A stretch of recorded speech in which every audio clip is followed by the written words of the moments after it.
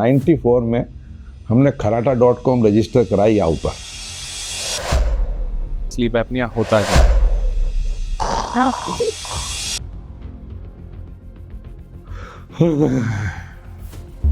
ज्यादातर क्लिनिक पर पेशेंट्स अपने आप नहीं आते, उनको उनके पार्टनर लेके आते। बहुत ही शर्मनाक प्रॉब्लम। कहीं बैठे हैं, खाली होते ही आपको एक नींद का झटका आने लगता है। इरिटेबिलिटी, मूड स्विंग्स बहुत ज्यादा है। तो स्लीप एपनिया वालों को तो फिर ड्राइव भी नहीं करना चाहिए। बॉस की इरिटेबिलिटी की वजह से पूरी की पूरी टीम छोड़ के भाग जाती है। मोर देन 90% ADHD के बच्चों को स्लीप एपनिया की प्रॉब्लम हो सकती है। टॉन्सिल दोबारा हो जाते हैं, ये बॉडी के गार्ड हैं, बॉडी की इम्यूनिटी सिस्टम वीक हो जाता है, तो उस बॉडी गार्ड को तो हटाना पड़ेगा ना। जो लोग सुन रहे हैं उनकी मदर्स को शायद स्नोरिंग के चांसेस हो सकते हैं। विएग्रा का जो कंपोनेंट है, इसकी cell 10 to 17% per annum grow कर रही है। बहुत कंट्रीज में स्लीप डिवोर्स हो रहे हैं। It lead to sexual incompatibility in relationships. Divorce, erectile dysfunction, heart attack, तीनों खराटों से लिंक्ड है।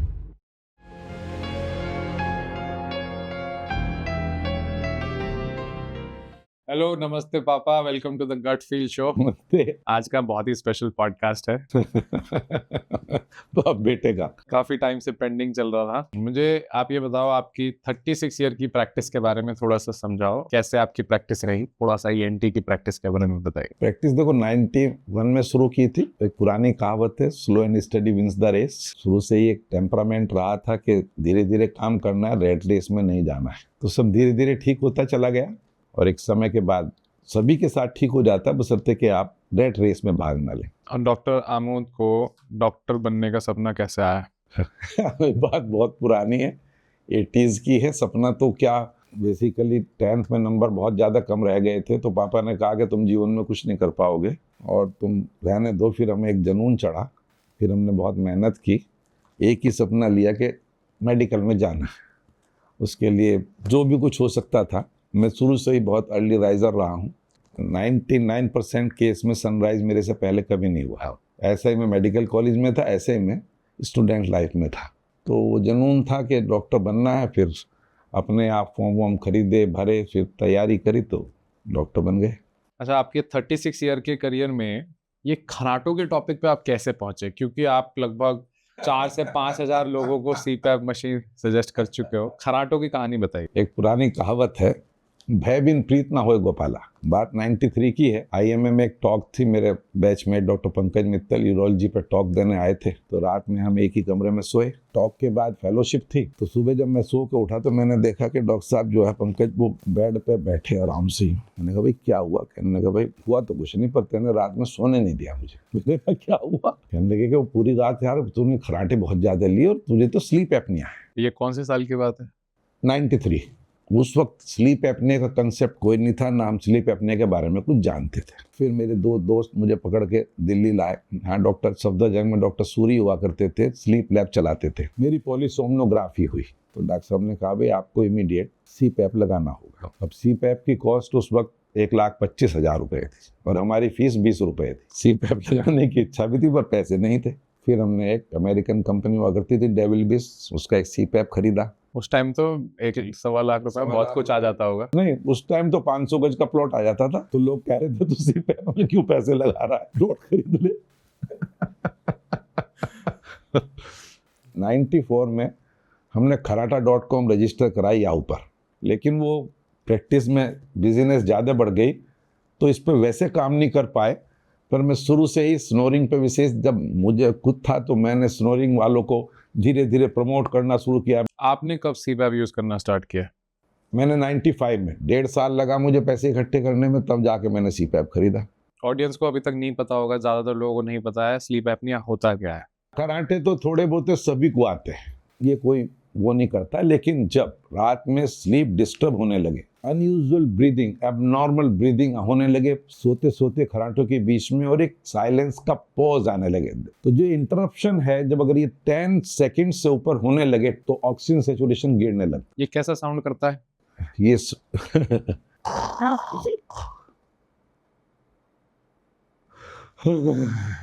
अच्छा, ब्रेक आता है इतना लंबा? ये मैं लोगों को, जो उनके पार्टनर्स हैं, उनसे कहता हूँ कि रात में 10-10 मिनट 3-4 रोज आप जागें, इनकी आप वीडियोग्राफी करें और सुबह इनको दिखाएं और खुद बैठ के दोनों देखें कि पॉज कितनी देर आप ब्रेथ होल्डिंग करते हैं। स्लीप टेस्ट का फर्स्ट फेज आप घर पे कंडक्ट कर सकते हैं। यस, कर सकते हैं, क्योंकि हर आदमी सोशली इसको अच्छा नहीं मानता कि साहब उसको खराटे आ रहे हैं। अच्छा, खराटे को पहले समझाइए, खराटे होता क्या है? ये बॉडी में आवाज आती कहाँ से है? ये खड़ खड़ खड़ खड़ खड़ ट्रैक्टर कहाँ से चलता है?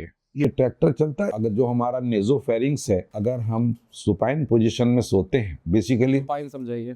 शवासन, फ्लैट कमर के बल सोना, तो हमारी टंग फॉल हो जाती है, हमारा पैलेट हैंग कर जाता है, पैलेट टंग पर चिपक जाता है, तो इनलेट ब्लॉक हो जाता है। जैसे हम एक्सेल करते हैं वो फिर ब्लॉक है। तो दोनों कंडीशन में एक बड़ी एबनॉर्मल साउंड, जिसे आप ट्रैक्टर साउंड कह सकते हैं, खड़ खड़ खड़ खड़ ये होती है। बहुत लोगों से जब पूछा जाता है तो सब स्नोरर्स ऑलमोस्ट मना करते हैं कि मैं खराटे नहीं लेता हूँ, जिस किसी से भी पूछो। तो ऐसा कैसे हो सकता है कि खराटे लेने वाले को अपनी आवाज नहीं सुनाई दे रही? अपनी आवाज कहाँ सुनाई देगी उसको? अपनी आवाज बहुत कम सुनाई देती है उसको। लेकिन कभी कभी जब वो खराब कंडीशन में आ जाता है तब लोग कंप्लेन करते हैं कि मैं अपने खराटे अपने आप सुन लेता हूँ, जबकि ऐसा नहीं होता, नहीं सुन सकते आप। ऐसा क्यों है वैसे? जब इतनी तेज आवाज है, पड़ोसी मतलब आपका साथ सोने वाला सुन पा रहा है, आपके खुद के कान उसको क्या कैंसिल कर देता है? आप स्लीप फेज में हैं, आप कैसे सुन सकते हैं? और सबसे बड़ी प्रॉब्लम क्या है कि अब 15-20 साल की ऐसे होते ही बच्चे अलग रूम में सोते हैं, तो माँ बाप या हॉस्टल चले जाते हैं, तो मम्मी पापा को नहीं पता लगता वो स्नोरिंग कर रहा है, या तो उसका हॉस्टलर दोस्त कोई बताएगा। ज्यादातर क्लिनिक पर पेशेंट्स अपने आप नहीं आते हैं, उनको उनके पार्टनर लेके आते हैं कि साहब ये बहुत ज्यादा स्नोर करते हैं। और हर आदमी खराटे को मना करता है, मुझे नहीं है। क्या है? सोशल स्टिग्मा बहुत बड़ा, जैसे कि उसको बहुत ही शर्मनाक प्रॉब्लम। अच्छा, खराटे बहुत लोग बताते हैं, बहुत लोगों का ये मानना है जब डिस्कस होता है कि खराटे तो मतलब गहरी नींद आना, बहुत अच्छी नींद आ रही है, खराटे उसका साइन है। क्या ऐसा है? तो खराटे का क्या सिग्नल होता है? रैम स्लीप और नॉन रैम स्लीप के बारे में पता होगा। Basically dreamy stage REM sleep में आती है, तो स्नोअर्स कभी डीप स्लीप में नहीं जाता है। अच्छा, तो ये मिथ है। हाँ, ये मिथ है। उसको लग रहा है क्योंकि वो हाइपोक्सिया में है, तो वो अपनी नेचुरल कंडीशन में नहीं है। तो खराटे वाले बेसिकली टूटी हुई स्लीप में रहते हैं, मतलब उनकी प्रॉपर स्लीप नहीं। प्रॉपर स्लीप कभी नहीं। अगर उनको प्रॉपर स्लीप आएगी तो डे टाइम हाइपरसोम्नोलेंस कहाँ से होगी? हाइपरसोम्नोलेंस समझाइए, डे टाइम में क्या होता है? दिन भर आप कहीं भी बैठे हैं, जरा भी आप खाली बैठे, मान ली सपोज आप कॉर्पोरेट में हैं या आप कोई बिजनेसमैन है, आप कहीं बैठे हैं, खाली होते ही आपको एक नींद का झटका आने लगता है। आप दिन भर थके थके से रहते हैं, प्रोडक्टिविटी आपकी बहुत कम हो जाती है, आप अपने आप ही फील, इरिटेबिलिटी, मूड स्विंग्स बहुत ज्यादा है। तो स्लीप एपनिया वालों को तो फिर ड्राइव भी नहीं करना चाहिए? कभी नहीं।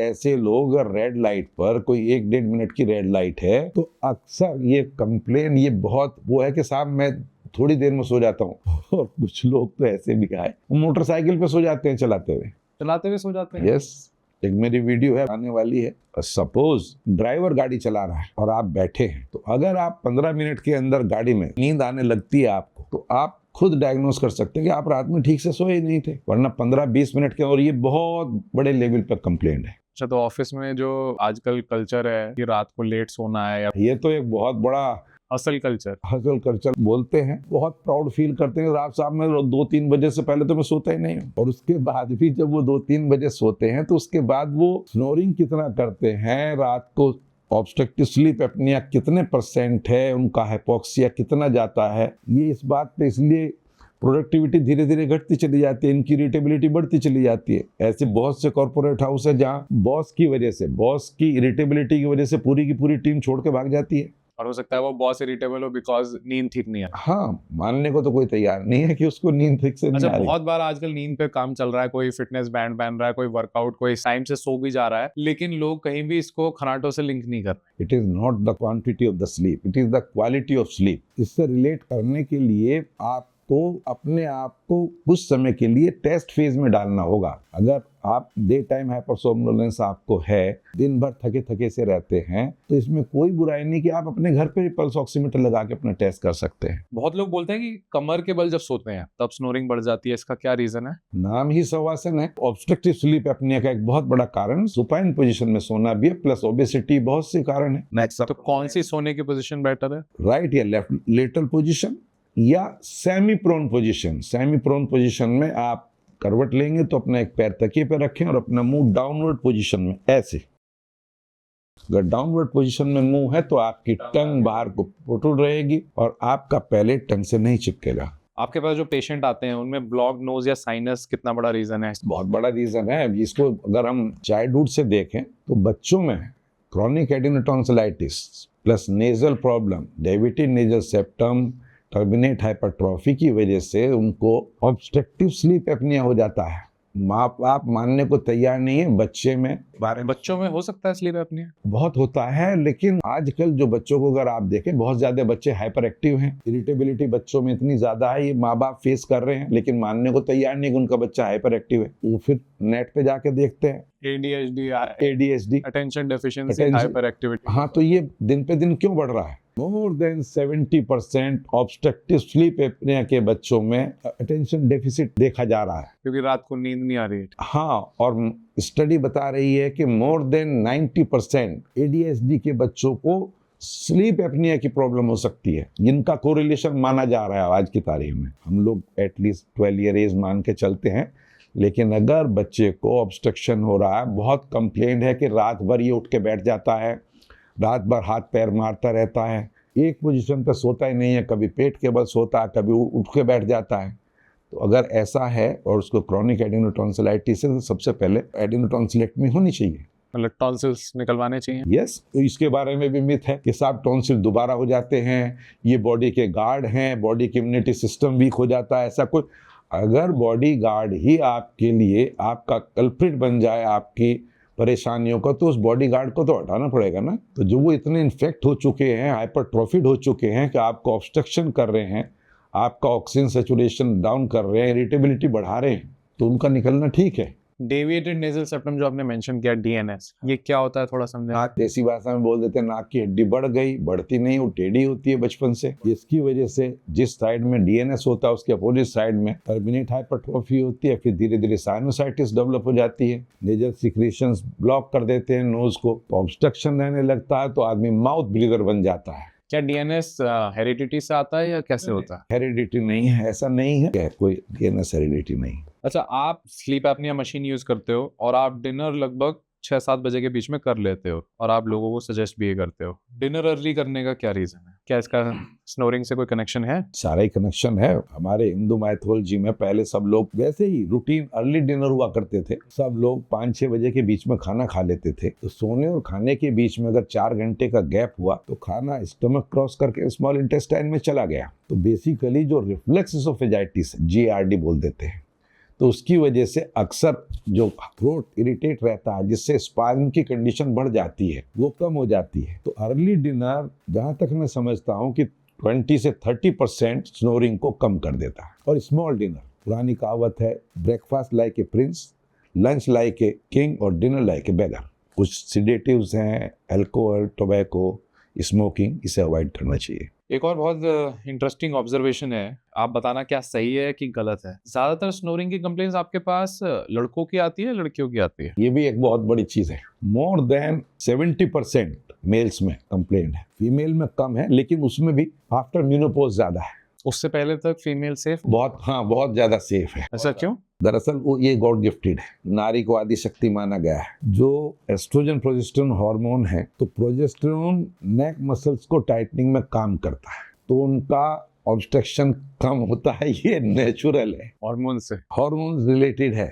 और एस्ट्रोजन हार्मोन ऑक्सीडेटिव स्ट्रेस को कम करता है, तो वो फीमेल बहुत ज्यादा सेफ है। लेकिन pre menopause, menopause, post menopause में जब दोनों हार्मोन कम हो जाते हैं, तब स्नोरिंग चांसेस हो जाते हैं। हाँ, और ऑब्स्ट्रक्टिव स्लीप एपनिया में इनका प्रोडक्शन रेगुलेशन डिस्टर्ब हो जाता है, specially in polycystic ovarian syndrome. और दुर्भाग्य से इंडिया में लगभग 17% फीमेल को पॉलीसिस्टिक ओवेरियन सिंड्रोम है। एस्ट्रोजन प्रोजेस्टेरोन मेंस्ट्रुअल साइकिल को रेगुलेट करते हैं, तो इन लोगों में मेंस्ट्रुअल इरेगुलरिटी बहुत ज्यादा बढ़ जाती है, और इसका कोई परमानेंट इलाज नहीं है। Weight management, vigorous exercise, diet management, junk food avoid करना, ये पॉलीसिस्टिक ओवेरियन के लिए माना गया है। तो लड़कियों में या जो भी सुन रहे हैं लोग, उनमें से जो सिस्टर्स हैं, वाइफ हैं, वो सब तक आई थिंक प्री मेनोपॉज की तैयारी करनी जरूरी है। मेनोपॉज के बाद तो बहुत ही ज्यादा, मतलब स्पेशली अगर हाइपोथायराइडिज्म है, आई थिंक जो लोग सुन रहे हैं उनकी मदर्स को शायद स्नोरिंग के चांसेस हो सकते हैं,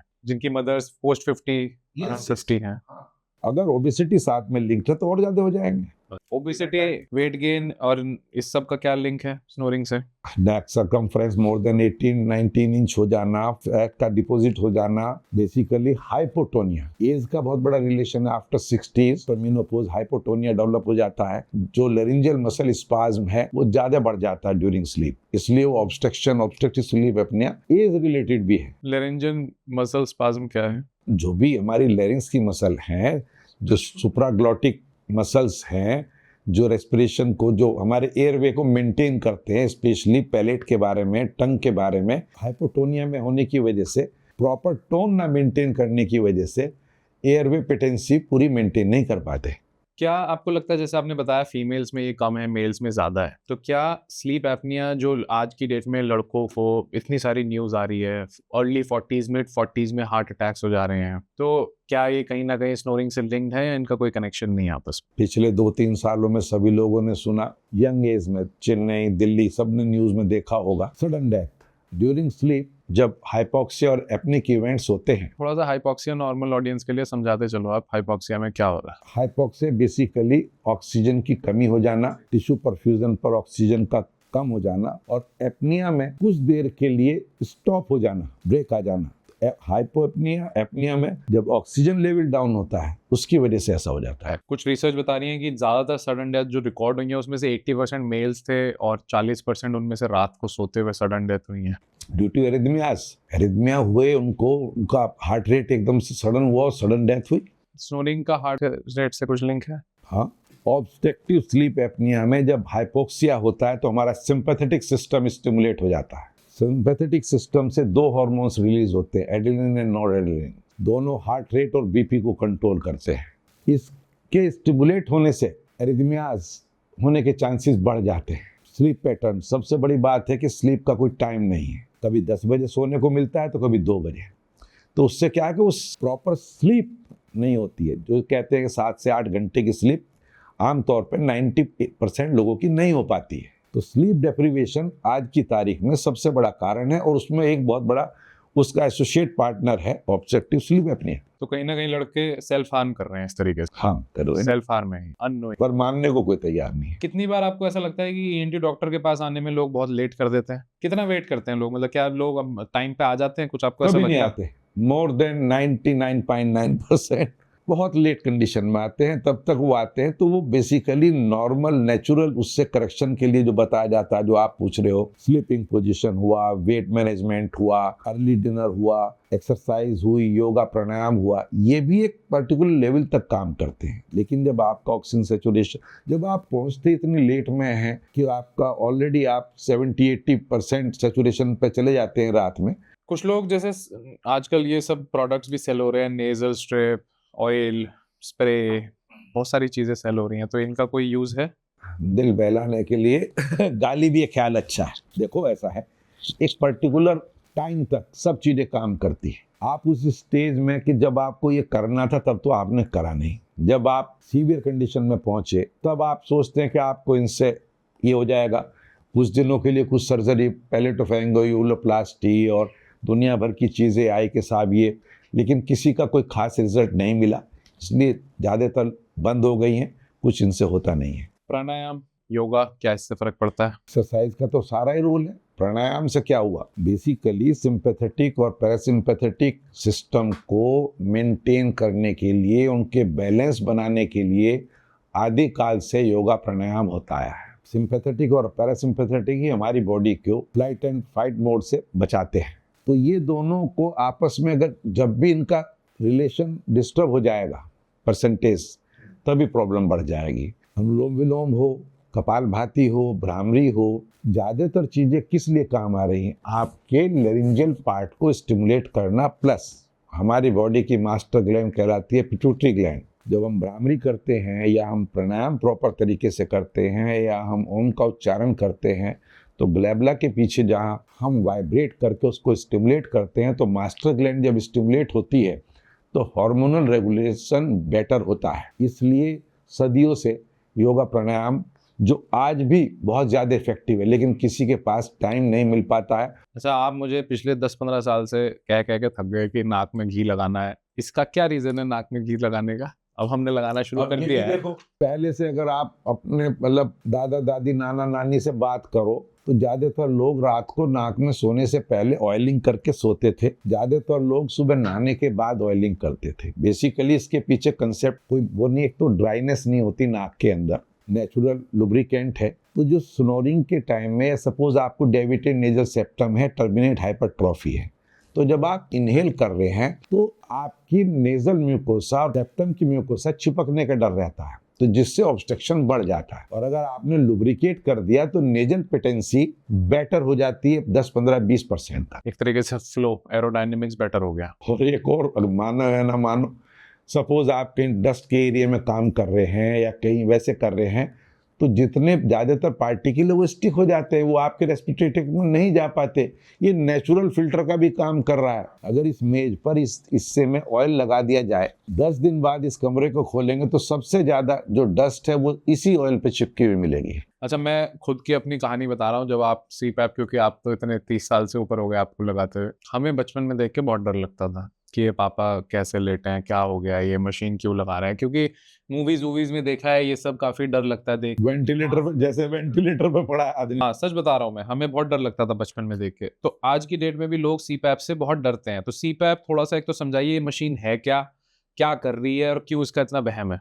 अच्छी चीज़ तो देखो सबको खराब सी लगती है। अब तो CPAP अलग अलग साइज के आने लगे हैं और बहुत सी कंपनीज हैं। ऐसा भी नहीं है कि कोई बहुत कॉस्टली आइटम है, 15-20 हज़ार से शुरू हो जाता है और आगे ये 1 लाख तक भी चला जाता है। और ये मशीन कर क्या रही है, थोड़ा सा इसका। कॉन्टिन्यूअस पॉजिटिव प्रेशर, तो एयरवे पर जो हमारा नेजोफेरिंक्स, हमारा पैलेट और टंग हैंग करने के बाद चिपक जाते हैं, तो ये पॉजिटिव प्रेशर देके उसको खोल देती है। और इसका एक और फायदा है, आज के जिस वातावरण में आप रह रहे हैं, तो CPAP मशीन में ऑलरेडी क्योंकि ह्यूमिडिफायर है, फिल्टर हो गया, तो ये बहुत सी चीजों से वैसे भी प्रोटेक्ट करती है आपको। तो दिल्ली NCR में तो ये वैसे ही फायदेमंद है। हाँ, तो यहाँ तो पैसिव स्मोकिंग सबसे ज्यादा है, 2-4 सिगरेट तो आदमी वैसे ही रोज पी लेता है बिना पिए।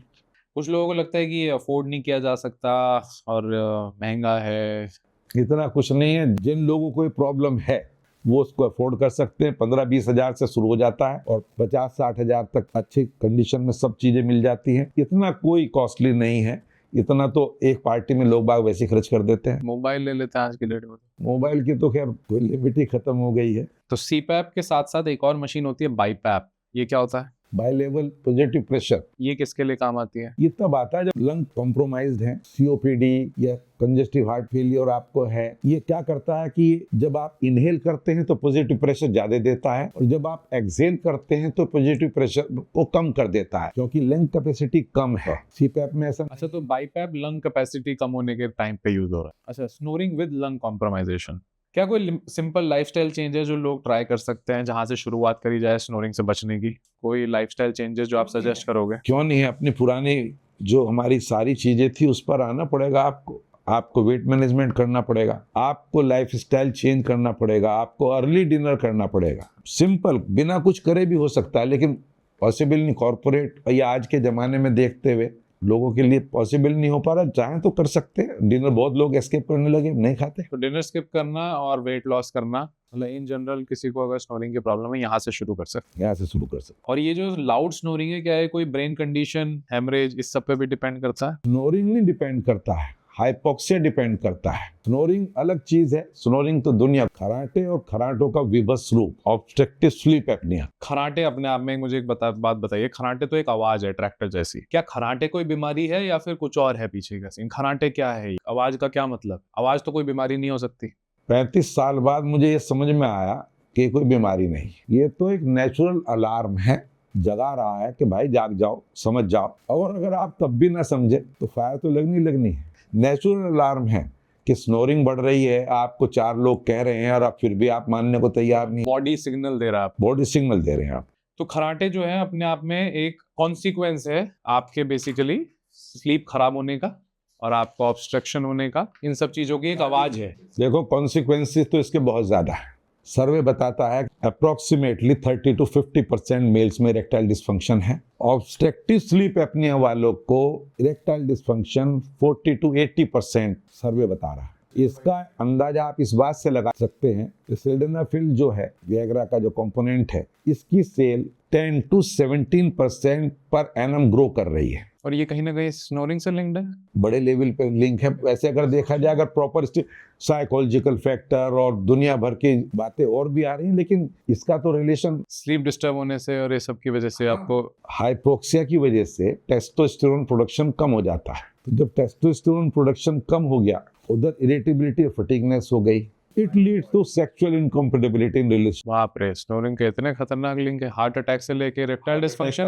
मतलब मेल्स के ज्यादातर जो आज की प्राइमरी कंसर्न है, हार्ट अटैक और इरेक्टाइल डिसफंक्शन, दोनों स्नोरिंग से लिंक्ड है। हार्ट अटैक है क्या बेसिकली, अगर इसको लेमैन लैंग्वेज में देखें, कोरोनरी आर्टरी का ल्यूमन कम हुआ, एथेरोस्क्लेरोटिक पैच जमा, हार्ट मसल पर परफ्यूजन कम हुआ, हार्ट मसल वीक हुई, हार्ट अटैक हुआ।